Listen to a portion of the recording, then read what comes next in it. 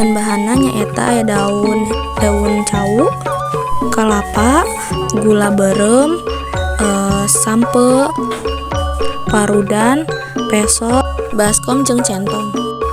Cara ngadamelna: hiji, kupas kulit sampe nepi ka beres. Teras nyeuseuh sampe nepi ka rengse. Teras teh parut sampe nepi ka kalis.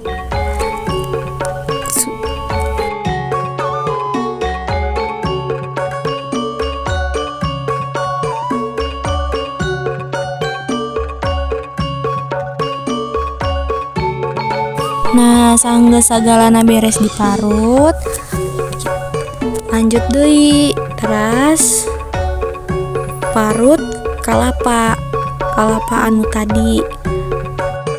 Sampe teh jeung kalapa dijiekeun dina satu wadah.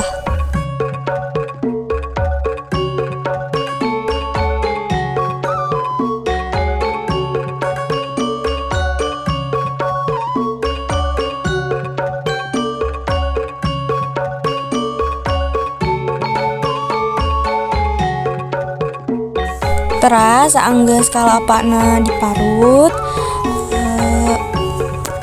giliran gula berem anu diparut. Bisa deui diiris di talenan ya, babaturan sadaya.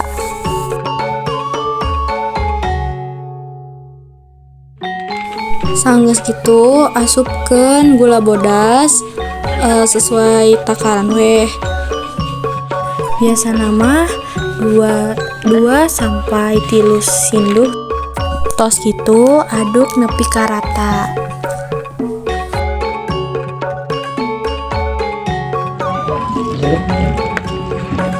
Cokot daun cawu nu geus disiapkeun.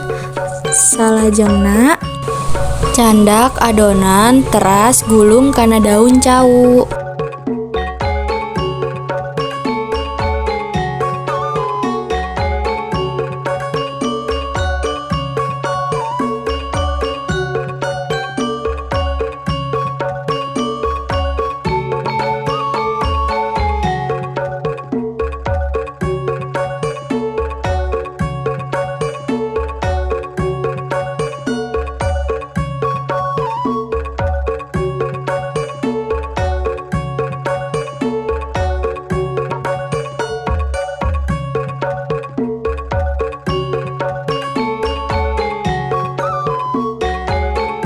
Salajengna susun adonan, dibungkus kana panci kukusan, uap salila 30 menit dina panas tinggi.